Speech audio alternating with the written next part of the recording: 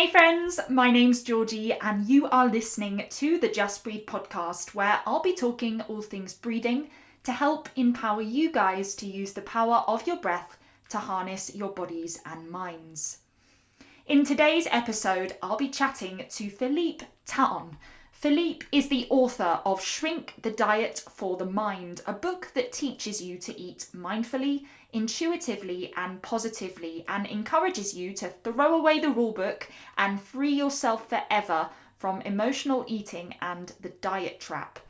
Philippe is a well sought after psychotherapist and coach in London, specialising in weight issues and relationships. We had such a powerful conversation about Philippe's personal journey with wellness and how intimacy is the route to transforming your relationships with yourself and other people. If you haven't already, don't forget to like, share and subscribe. Let's keep on building that strong, breathing community. The more people being empowered to harness their bodies and minds through the power of their breath, the better. All right, let's jump right into the conversation. I'm so excited for you to listen in on this one. This is episode 13 of Just Breathe with Philippe Tahon.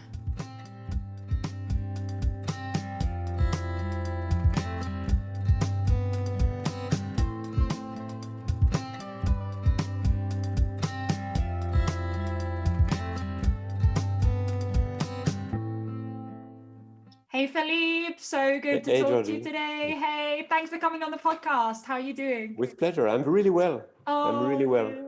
Good. Sometimes I feel a bit. It feels strange to feel well, whilst many people are really struggling. But I must say I'm really well. Yeah. True. Weird times we are in right now, right? Yeah.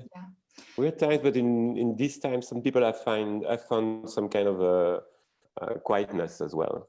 Because you don't have to go to work daily, and so for some it's been a positive experience.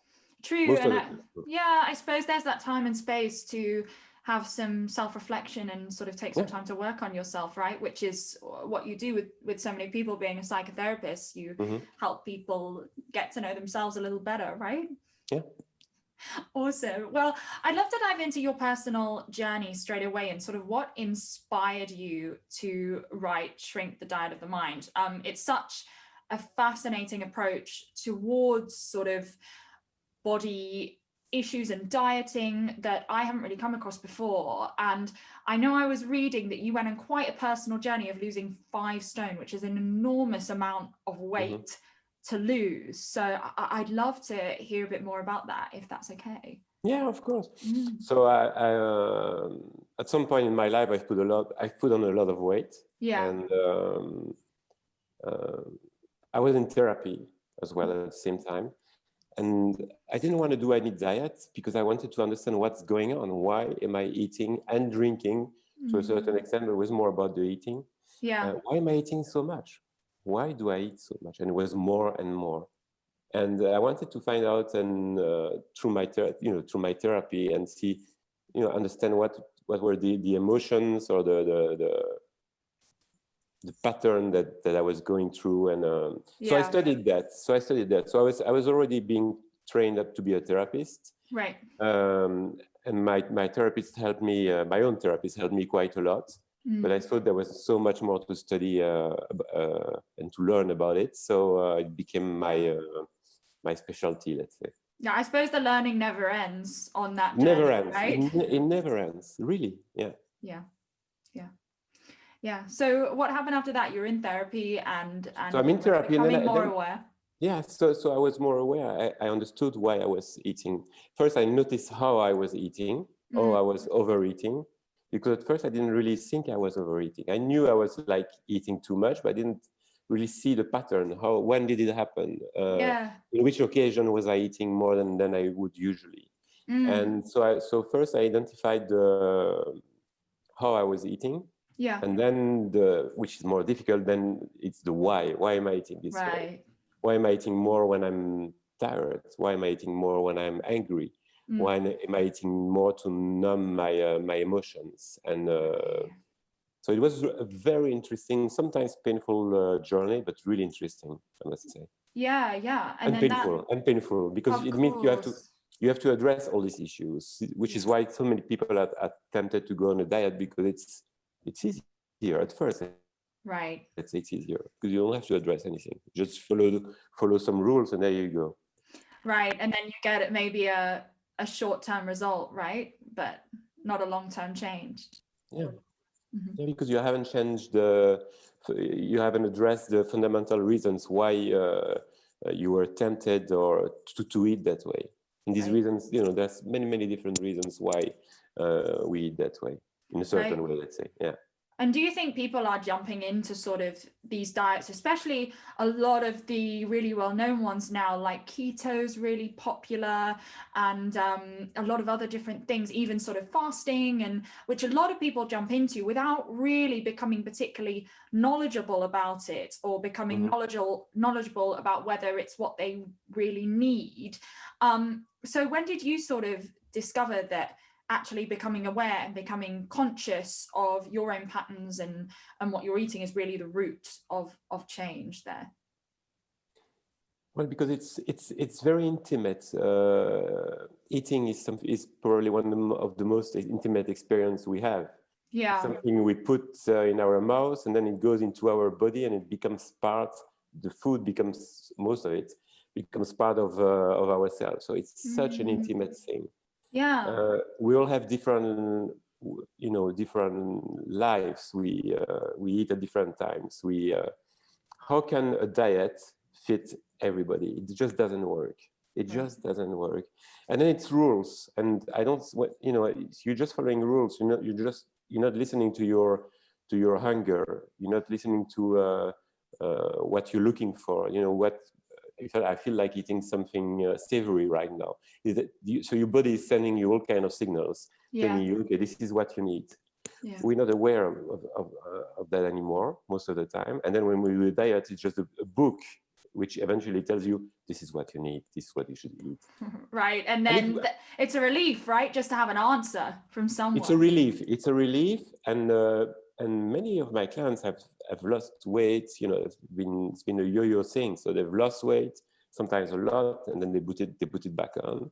And so they're completely lost.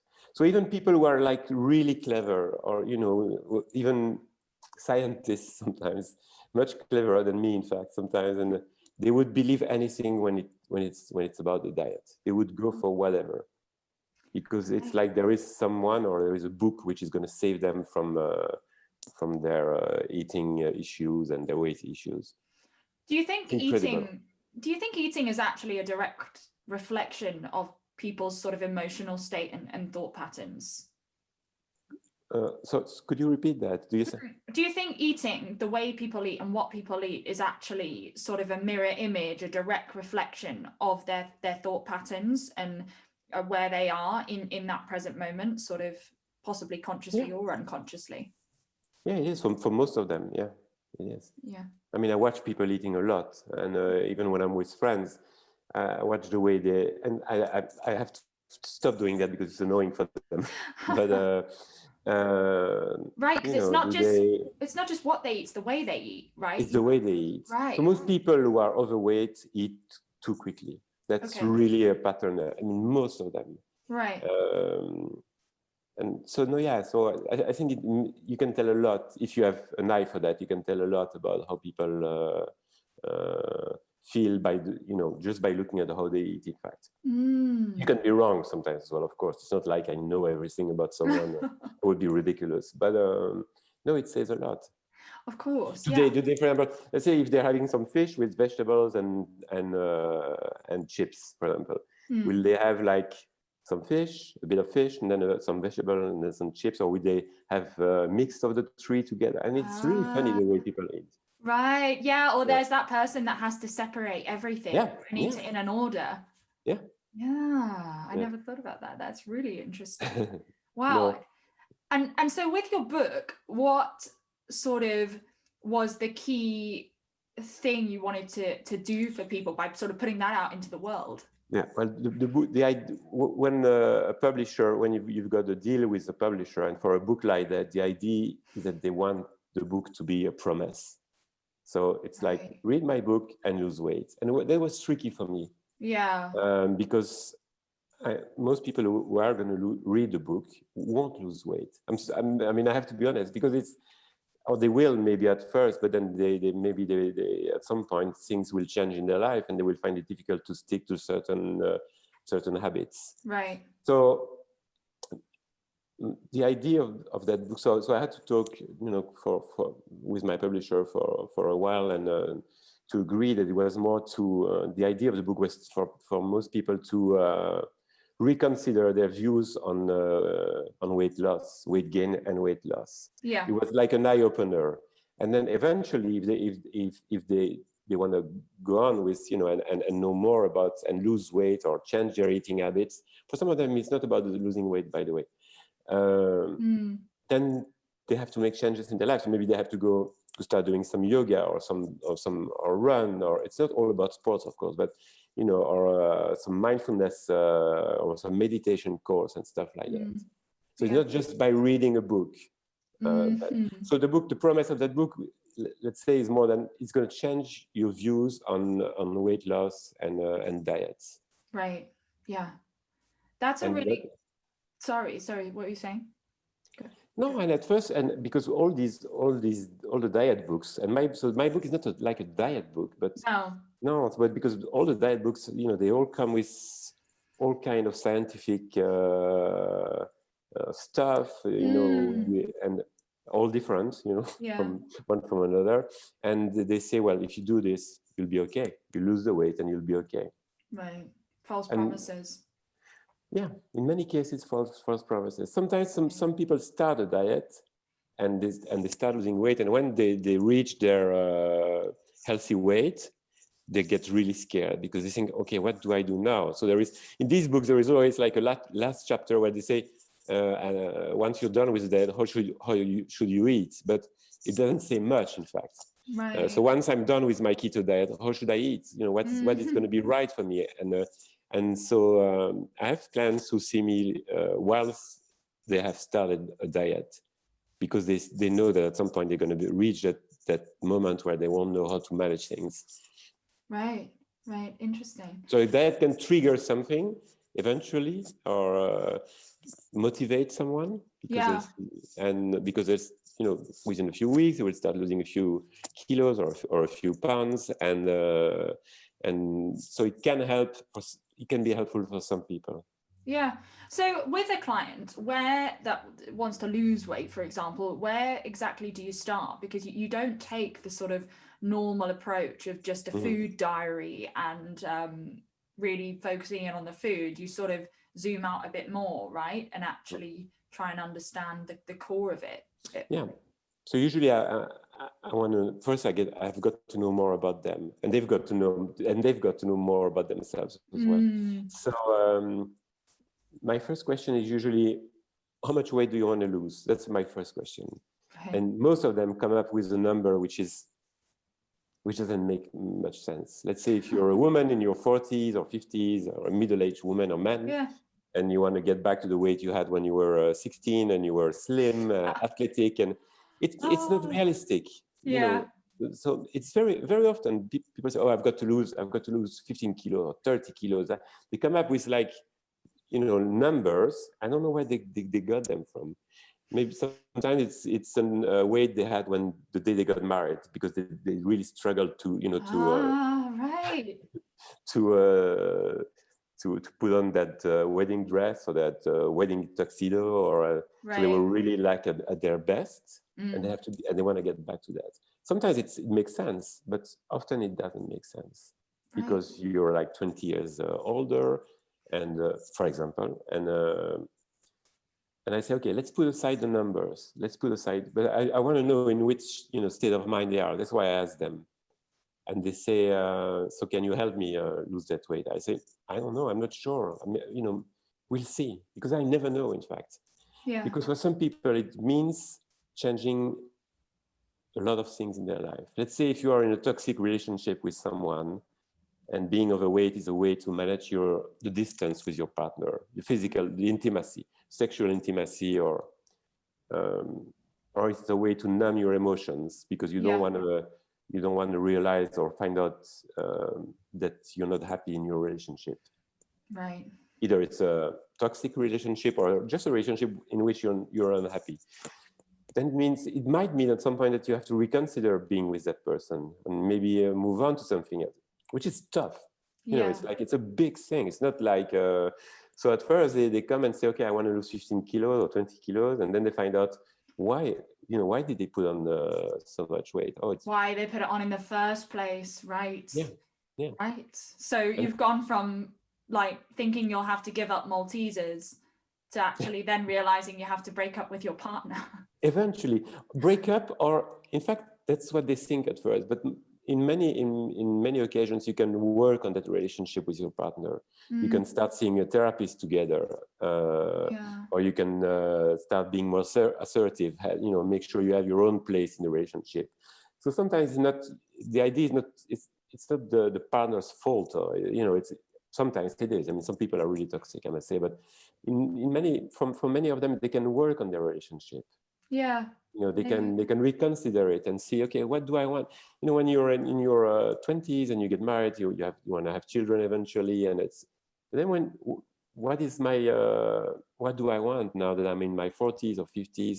What do I expect from my relationship? I don't have the same dreams anymore, or the same ambition about it. Do I just want to have a partner with whom I do stuff sometimes? Or it has a lot to do, and it's a subject which I'm passionate about. It has a lot to do with intimacy. Yeah. Intimacy with yourself first, because that's where intimacy starts, is with yourself. Yeah. Who am I really? I mean, okay, you know, who am I? And wow, you ask the big questions. Yeah, but it's important. What do I want from my life? And then once you're intimate with yourself, and then breathing there is nothing more intimate. I was just going to say, there is nothing more intimate than breathing. And it's really interesting, actually, with what you were just talking about, that first sort of initial conversation with a client, and you're talking about their habits, and I'm sure food, because it's personal, can be quite a vulnerable subject. And it's exactly the same with breathing. Whereas actually, if you ask someone to just breathe, but be watched, just breathing, it's an extremely vulnerable thing, because you are being nakedly intimate with yourself, but being witnessed by another person. And it's really quite a fascinating thought. It is, I'm sure it is.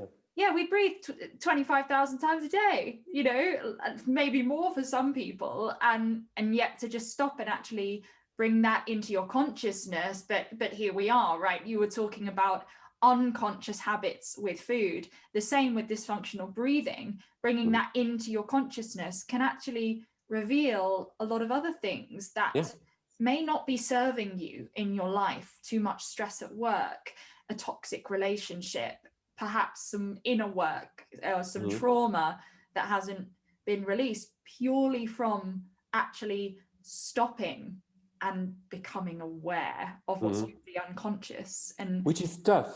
Yeah. It's not easy. I don't want to make it sound, and neither do you. No. It's difficult. It's confronting. It's for, it's like. Yeah. Oh my gosh. Yeah, it's it terrifying. can take time. Yeah. Yeah. So when I see my clients, they say, how long is it going to take? I say, I don't know, maybe like 3 months, maybe 3 years, because I don't know, because I have no idea. I don't have like I'm not do you call that a medium, or someone who can see a psychic? The psychic? I know the psychic. I don't know. It can take sometimes a long time, but the path is really interesting. So it's and once you've started learning more, knowing more about yourself, and being more intimate with yourself, you don't want to stop, because that's maybe the meaning of life. Is to meaning of life. Maybe it's being intimate with yourself. With yourself, to be actually authentically intimate with other people. Yeah, exactly. Yeah. Right. And then I suppose everything else, including food, then falls into that balance as well. Right. Yeah. Right. What about people then that go the other way? We've talked a lot about people that are overweight, but what about the other people that are more obsessive in terms of having the perfect body? We've got social media right now. We're filled with images on a daily basis, men and women, of, this perfect image, this perfection that doesn't actually exist. The people themselves don't even look like that, of course. It's so edited. Do you think that's sort of having an effect on these crazy goals that people walk in with when they come and see you? Yeah, it has a massive effect. Does it? And the way people see themselves is terrible. Right. So I have clients who have maybe 5 kilos to lose, I would say. I mean, I'm not really the one who's setting the standard or saying you should lose this or that. I don't care much, in fact, to be honest. Well, I care much about them feeling good about themselves, not about their weight. Yeah. So during the sessions, we don't talk much about food or about their weight. We talk more about them, about their intimacy and their eating habits and stuff like that. Yeah. But I've got clients. I saw one earlier today, and she says she's got like 5 kilos to lose. She says she's got 10 to lose, which is she doesn't have 10 kilos to lose. But anyway, and she says she looks like a pig. She says I look like a pig. She looks amazing, by the way. I mean, that's the way I see her because she's lively. She's beautiful. I mean, beautiful. You know, I'm not. But she says she looks like a pig, and I hear these words a lot. Look at me. They say, look at me. Look at my belly, and they touch themselves in a way which is terrible. You know, they show me they pull their belly out to show it to me. And I'm talking about people who are really. I mean, most of them I think they're really like educated, or they're not like. Not that they're any better. I'm not judging people by their level of education, but you know, and the things they say about themselves. You wouldn't expect it from someone, you know, that is sort of so intellectual. But could you imagine if you said that to someone else? Like, you look like a pig to someone. Could you imagine?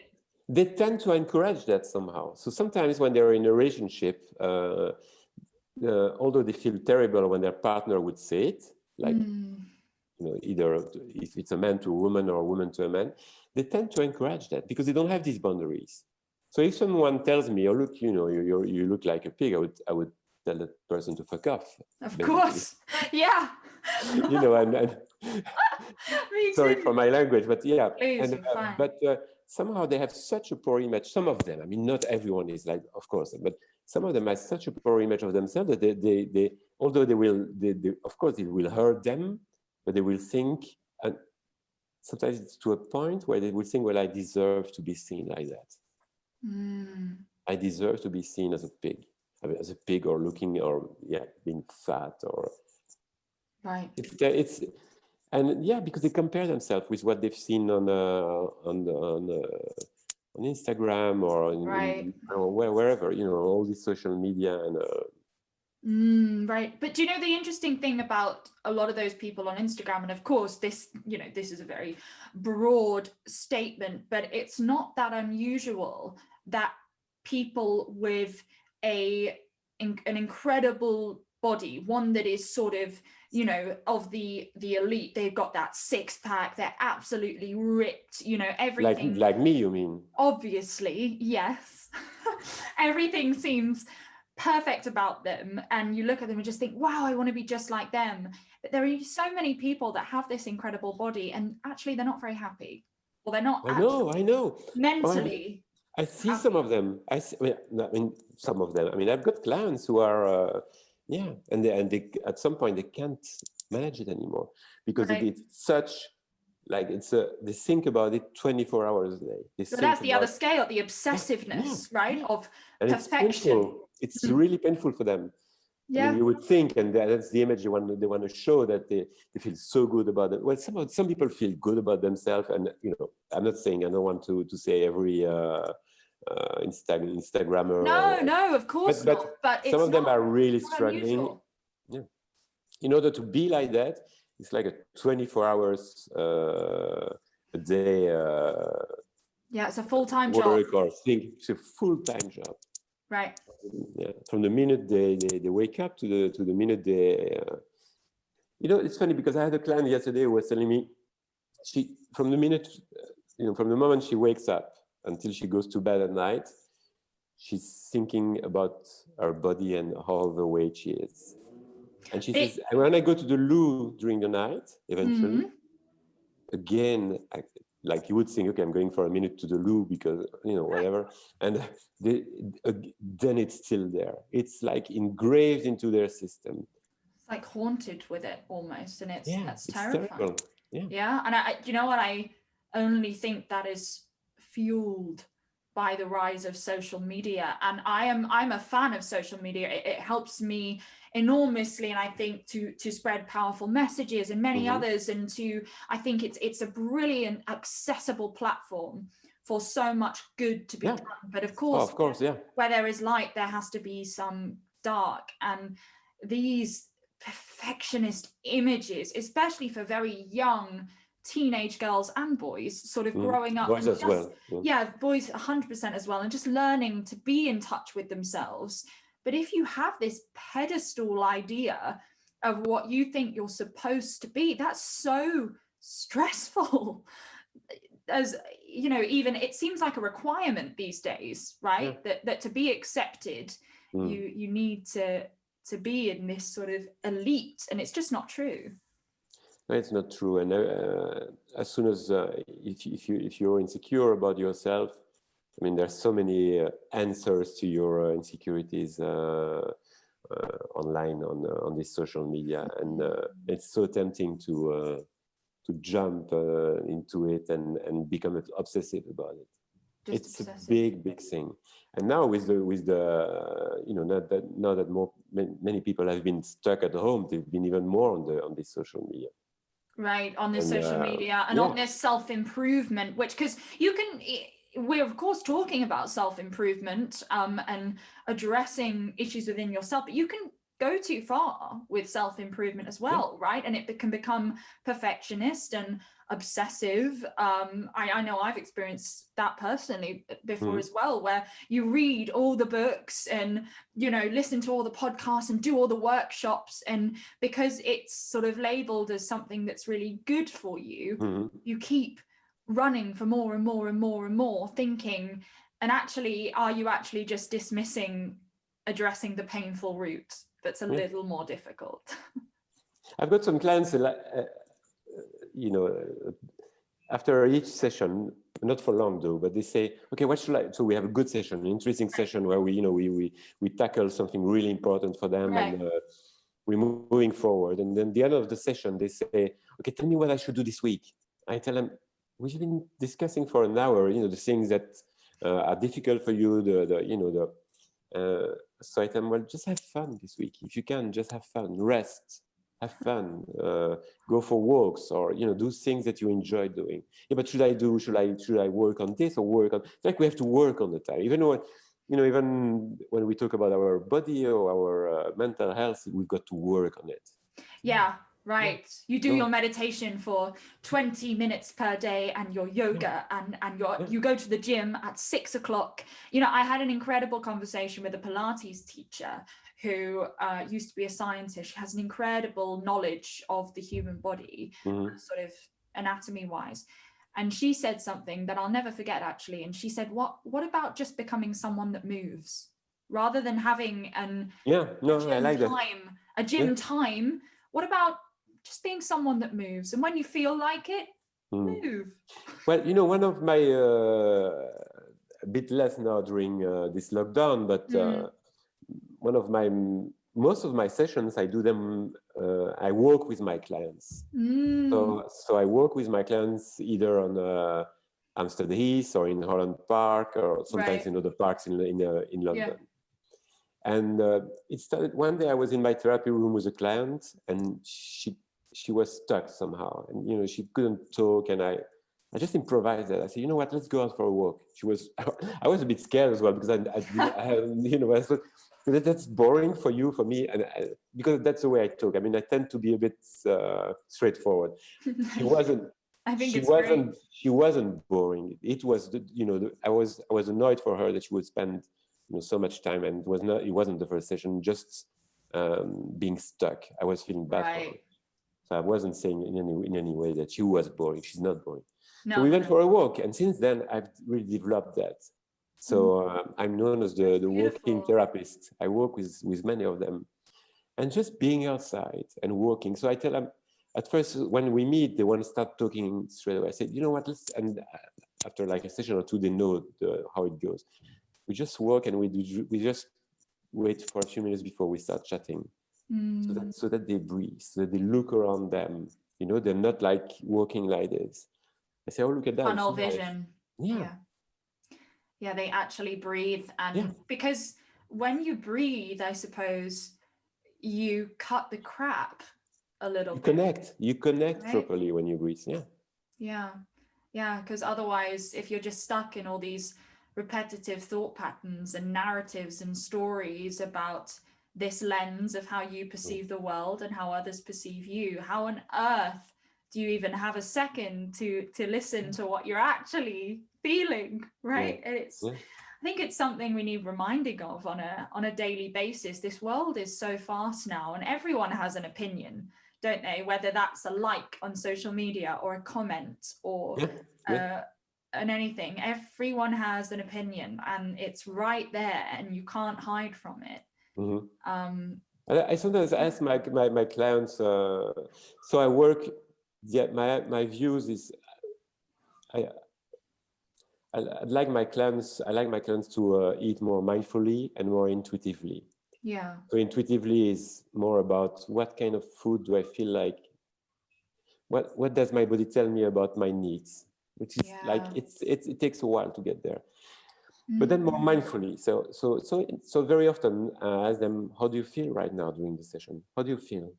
And they say, I don't know. So I tell them, well, take a deep breath, or breathe, for a minute, and then tell me how you feel. And just by breathing, they can connect to their emotions. Just by breathing properly, they can connect to their emotions.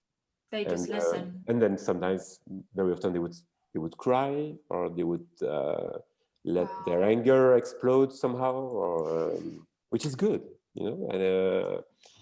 but yeah, by not breathing properly, somehow they imprison their emotions. Because it's safer. It's safer for them, because they don't. Most people don't know what to do with their emotions. It's like my emotions are it's gonna be overwhelming. I'm gonna look like a fool, or I'm gonna shout, or I'm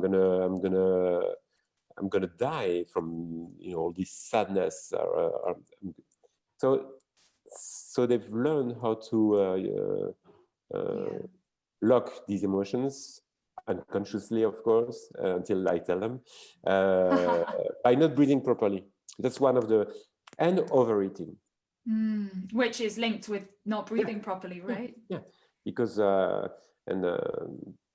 because most people who are overweight eat way too quickly, and when you swallow whatever you swallow, if it's a drink or food, you stop breathing for like a very, very short moment, but then somehow it deregulates your breathing. How would you say, pace, or your rhythm, your sort of cadence. Yeah. How often do you think people actually are breathing properly, sort of generally? I don't know. I've got no idea. Yeah. So some of them don't breathe properly because and then overeating and then eating too quickly most of the time is part of it. But then once they are overweight, they don't breathe that well anymore either. No, of course because not. Of the way, because they snore. So snoring is like dysfunctional breathing right there, 100%. Yeah, because and so alcohol can create. I mean, you know more about this than I do, of course. But no, of course, because it's your thing. But I know that alcohol can be tricky, and if you have a large dinner, or if you're overweight, you don't breathe that well. No. Sometimes people say, I ate too much. I do this because they don't breathe. It's like it's taking too much room, and breathing has a massive effect on your digestion, and if you're not activating your diaphragm when you use it, and it's one of those, if you don't use it, you lose it. It literally massages your digestive system to help process that food. And so if you're breathing short, shallow breaths in the upper chest, you deny your body of that sort of privilege to go on that digestive journey, and then it's just sort of struggling to get back to that homeostasis, and then that's when you get all the bloating and the acid reflux and all that nasty stuff. So it's just that body sort of saying, please use me for all the magical things that I'm capable of doing. It is magic. It is really magic. I mean, and the way we treat it sometimes, it's a shame, because it's such an amazing thing. If we use it properly, it's amazing, really. Right, but I think maybe people, this is of course general as well, but perhaps people have stopped listening, which is what we've been talking about this whole time, right? Is listening to your body. And it's interesting, actually. Do you know what I've got already from this whole conversation is the idea that you're encouraging people to be within your space, but not to listen to you, to actually learn to listen to themselves through your guidance. Yeah. Well, I can give them because I can give them some, how do you say that, some ideas, some recommendations, but then it's their thing, really, because some of them don't want to do mindfulness, or don't want to be into meditation, or it's really their thing. They have to find their own way, because again, it's not like a one size fits all. We're all different. Yeah. And the reasons why we got to a certain point where we feel uncomfortable with ourselves, they are all different. I mean, there are some patterns, of course, but they're all different. Yeah. Like most people who are overweight, like we said, they don't breathe properly, they don't sleep properly. So they tend to be tired. And when you're tired, you tend to eat in a way which is not right, because you feel like you need some energy, so you're going to get that energy from food, but then you overeat just to compensate your tiredness, which isn't right. You should sleep. Vicious cycle. Really, it's a vicious cycle. It's not easy to get out of there. It's not easy. It's so that's when we talk about diets, they don't address all these things. And these things, when I say these things, the human beings, is who we are, and the things we are dealing with, and the world we're in, which is sometimes a bit tough, which is good as well. A lot of good things, but can be challenging sometimes. And so by reading a book, even mine, you will just don't lose weight just by reading the book. But being like you do, I think that's what you do. It's like being an eye opener and saying, there are ways to improve that, to feel better about yourself. Yeah, maybe it's an acceptance that the journey is going to be a little messy, and that's okay. Messy. And that's okay. It's messy. It's messy. Yeah, it is. Really messy and chaotic. Because on the way to feeling better about yourself, or I don't know how to say this in another way, you discover something new, and that you have to address. Something small or something bigger. And it's interesting as well. Well, that's another subject, but from a systemic point of view, how families eat or families drink, or the culture. Right. Culture. It's a very big thing.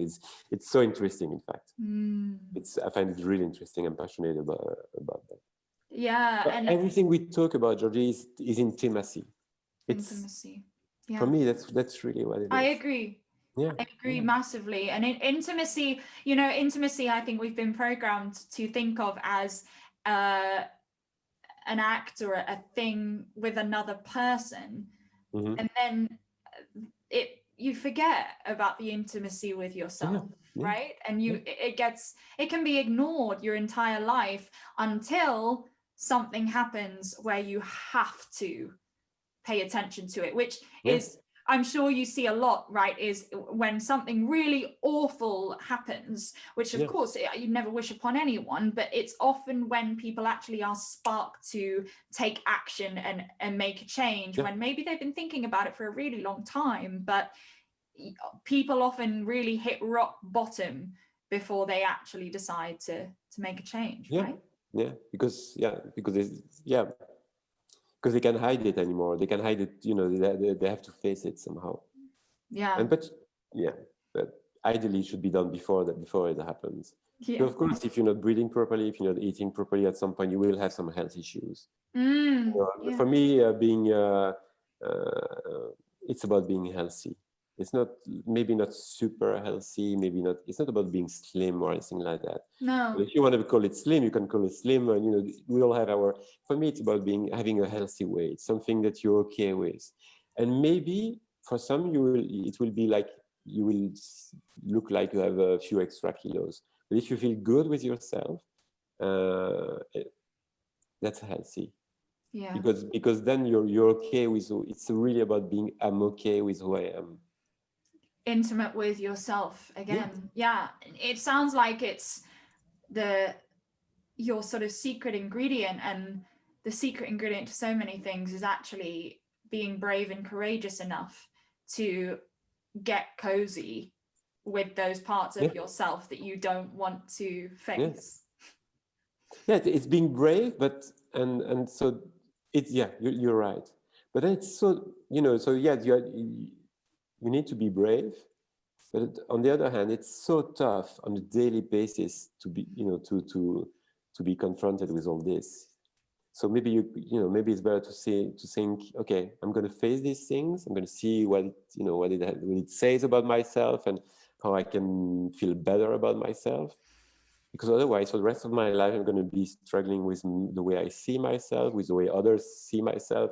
It's going to have an effect on my relationships. I have clients who would go on a date with a man which is not up to their standards, let's say. Right. I don't know how to say that. Maybe that's because I'm not like an educated. just because they feel they have too much weight.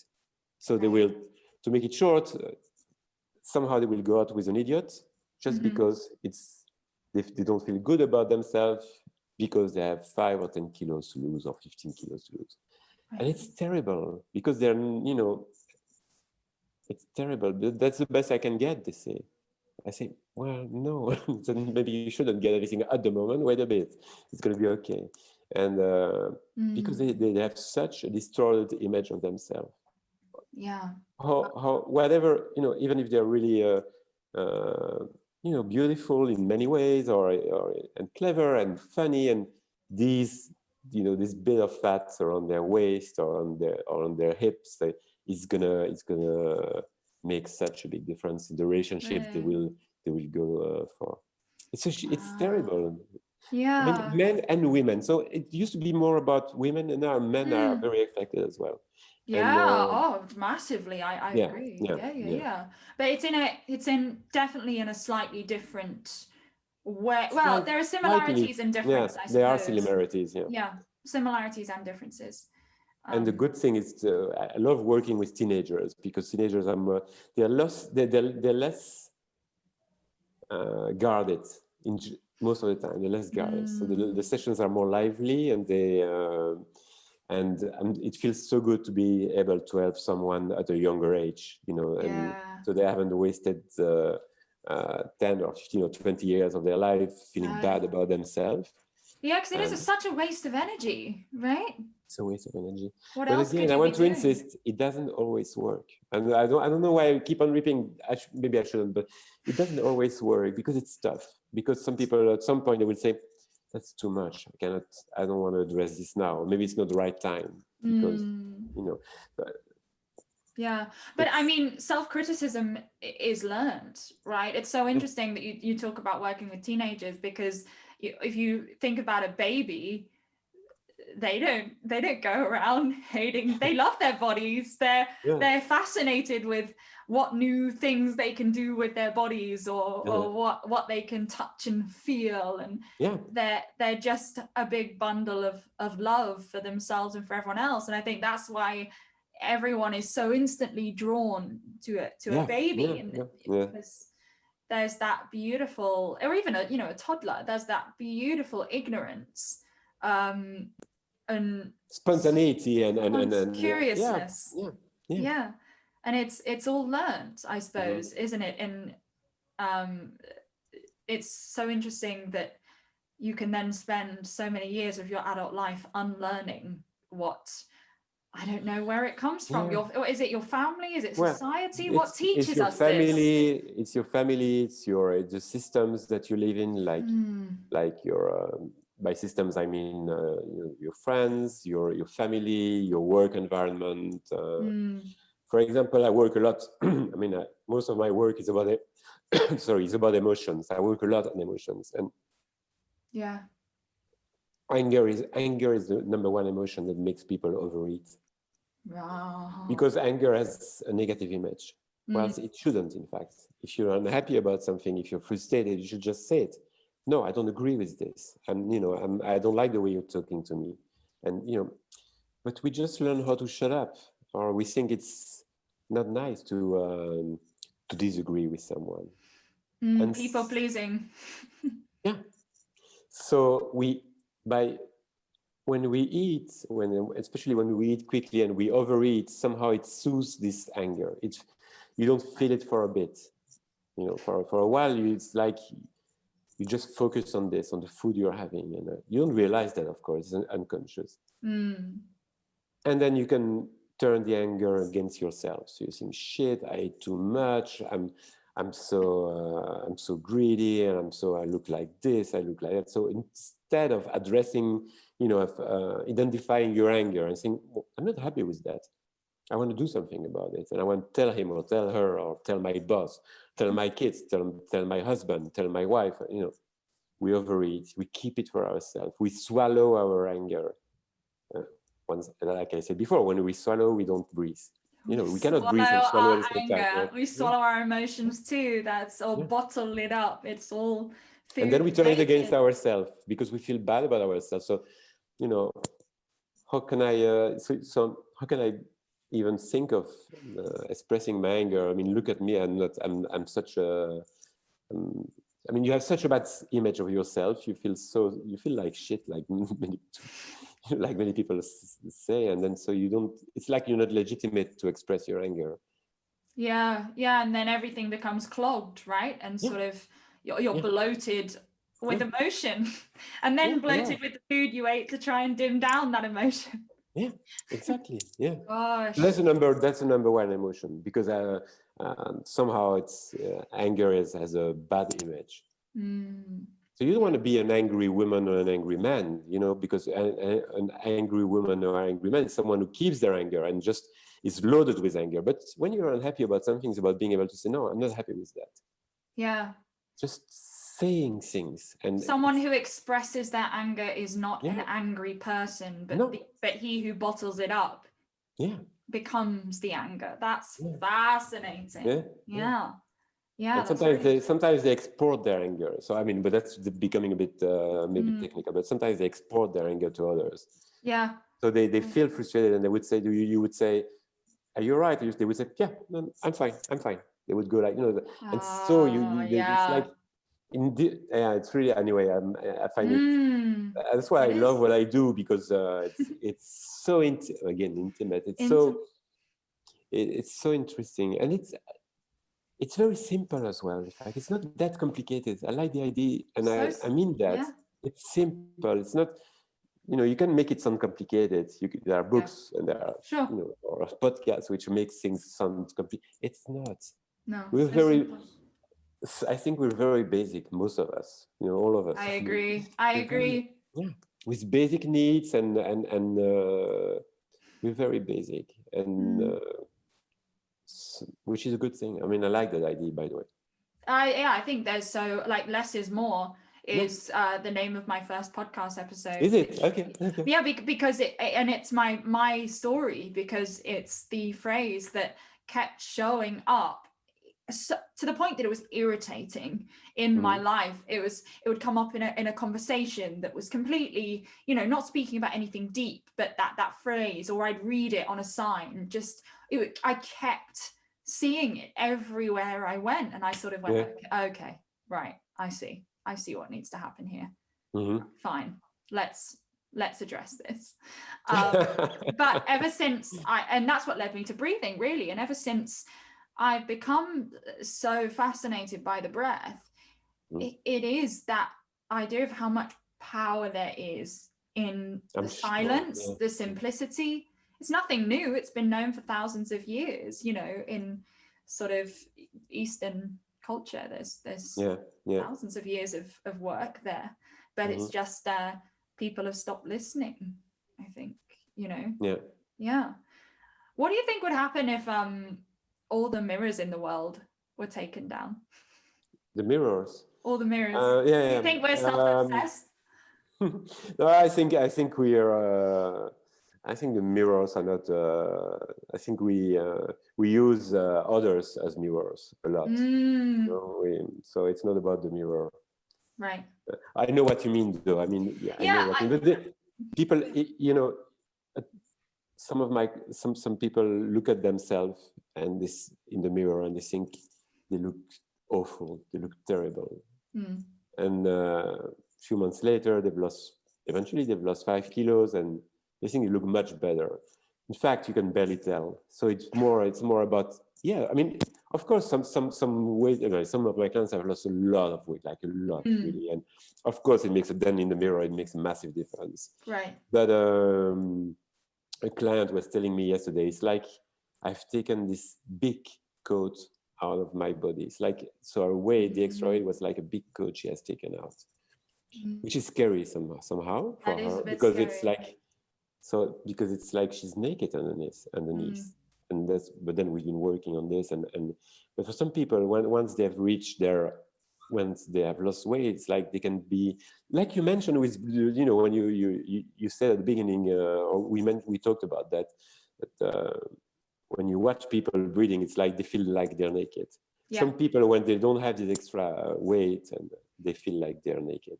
Wow. Because somehow they've taken away this cover or this coat of, that safety like a protection. Yeah. But sorry, I digress from what we were saying. No. The question about the mirrors was actually something I heard yesterday from Eckhart Tolle, and he did a podcast interview with Russell Brand a long time ago, but I only listened to it yesterday, and he talked about a story about a man before mirrors were invented, and he saw his reflection in water and became fascinated by his own reflection, but then actually became extremely unhappy because he became so obsessed with his own reflection that he lost touch with everything going on the inside. And I think that's such a fascinating analogy, if you could call it that, for today. Cameras, Zoom, mirrors, shop windows, when are you not looking at your own reflection, really? I'm not sure. And I just wonder if people sort of a couple hundred years back would be that worried about a spot or, a mole that they weren't. I don't know. I think they had other stuff to worry about. Exactly. I don't know. I'm not sure. I don't think that mirrors are such a bad thing. It's more the way you look at yourself in the mirror. Or if you use it's not the reflection, it's how you look. It's how you look at it. It's more, and then using how do you think people are looking at you and seeing you. And so some clients, they go on a date and the only thing they think about before the date, during the date, and after the date is how they looked. Has he seen my ass? That might have. Has she seen that I've got a big belly? So they don't connect properly to it. They're just. Right. They're blocked. Yeah. They're blocked. They're just thinking about what the other person is going to think. And the same goes with a job interview. It's not only for a date. It's for a job interview. It's for any sort of important conversation, right? Yeah. Yeah. Yeah, important or not, in fact, sometimes. Yeah. Anything that has value to the person. Wow. Gosh. And you have a new book coming, is that correct? I'm working on a diary. So it's, but it's not like a food diary like you would usually see. It's more, the idea is so every time someone is about to eat, they should ask themselves, am I hungry, yes or not? Because most people don't know, in fact. They eat because they made a booking at the restaurant at 8, so the food is there. Yeah. They eat because dinner is served, when they're home. They eat because it's lunchtime. But how hungry am I? That's really, and that, most people have no idea at first. You would be surprised. I don't know if I was, I guess I was hungry. Well, Right. so reconnecting to that, it's a very big, very important thing. Yeah. Because if you know how hungry you are, then eventually you will know when to stop when you're not hungry anymore.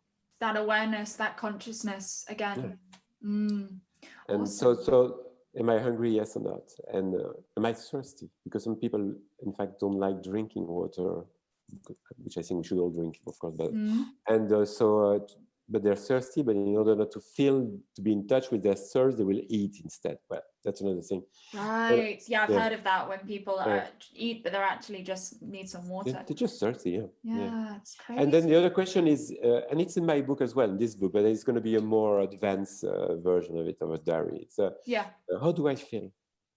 I feel tired. I feel I'm excited because I'm seeing this very good friend this afternoon. I feel frustrated because I just had a nasty conversation with my boss or with so the idea is to help the reader or my clients, because I work on this with my clients, separate their hunger and satiety from their emotions. Right. So that you don't eat emotionally. You just eat because you're hungry and because and enjoying it. Eating so many for people purpose. Yeah. And that comes back to intention, right? Of having having an intention that I find a lot of people with exercise as well, when I've been teaching fitness or personal training, that if people don't understand why they are working out or what they're doing it for, the why, then, and that could purely be because they've learned that they're going to get a rush of endorphins after, which actually, interestingly, coming back to the food, is to feel good, which should be why everyone works out, in my opinion, not to look good, to feel good. But some people, if they're just working out because they think that's what they should do, the motivation then is extremely low. Yeah. And they won't do it, and probably won't do it for very long. Or no. Yeah, they'll turn up to the class once or twice, and then it'll just fizzle out. Yeah. It sounds like a great book. I can't wait to read it. Yeah, but again, it's not like promise. So no, you won't lose weight by although some people did, I must say. But most of the time, you have to address the multiple issues that I mentioned in the book, and you've got to address them with a therapist or by changing somehow your lifestyle or it's not like a simple thing, but I think it's much more simple, and carrying this insecurity and vulnerability and extra weight for years and years. Agreed. And say at some point, okay, I've had it. It's been years that I've been dealing with this. I need some courage, but I'm gonna face this. And sometimes it's not always painful. I don't want to make it sound like it's sometimes joyful, right? Yeah, most of the time it is. In fact, I really enjoy having fun with we joke with. I'm kind of a casual. I don't know if casual is the right name, but I like having fun sometimes. But sometimes it is painful, of course. It's not all about having fun, of course. I'm not like but it's interesting. I want them to be interested in it, so that so they think, oh yeah, that's interesting. That's why I do that. Right. I don't want to make them feel guilt is the worst thing there is. Yeah. So guilt, we don't speak about it maybe another time, but guilt is massive. Most people, guilt tells them what to do. Oh, I should do this, or I should do that, because I feel guilty because I haven't done this. I didn't take enough time with my son, or I didn't. Anyway, guilt is everywhere, and it's very toxic. I don't think it should be what triggers the change in your life. No. It's more like, finding it interesting and getting intimate with who we are and thinking, oh yeah, I want to know more about myself. I want to know how I can be more relaxed, have more fun, connect in a better way with others. Without having in the back of my mind all these worries and all these. So yeah. Yeah, 100%. Where can people find you, Philippe? If they want to work with you, you know, They if can they on my through my website your and website. my Instagram account and Fab. yeah. Yeah, yeah. I'll make sure that's all in the show notes so anyone Okay, all right. listening can just click And I'm right happy on. to have a conversation with them at first Yeah. on the phone or Mm. or on Skype. You know, if they want to know Yeah. more about how it works, because some people are, and you know, and sometimes they will think, okay, it sounds interesting, but it's not for me. It's not for now. I don't have the budget for it. Or I'm Mm. happy to have a conversation because some people feel like if they send me an email, it's like they have to commit to a certain number. I'm Yeah, yeah. happy to talk about it Yeah, with just you. being curious. Be curious. Yeah. Absolutely. Great. Well, Philippe, it's been awesome, honestly. Yes, Like that. same for I've me. I've really talked a enjoyed. lot more than you, in fact, but yeah. That's how it should be, of course. Okay, all right, all right. I do these every week, so I talk plenty. Trust me. Okay, It's a nice all right. break. But honestly, thank you so much. Pleasure. I've learned a lot. I've learned a lot in this one. As in all of them I do, but yeah, Yeah, really, and I'm really enjoyed. interested in learning more. Well, that would be more when we see each other one day to learn more about breathing because Of course. I know some things that I'm sure I got some, and I don't say this just to please you or whatever, but I'm sure there is so much more I could learn. And Yeah. this thing you said about the diaphragm, I don't know much about it, to be honest. So I Diaphragm, right. Yeah, yeah, also yeah. diaphragm, yeah. So you will, yeah. Anyway, that's another conversation. Of course, of course. Yeah, absolutely. But honestly, thank you. Thank you so much. With pleasure.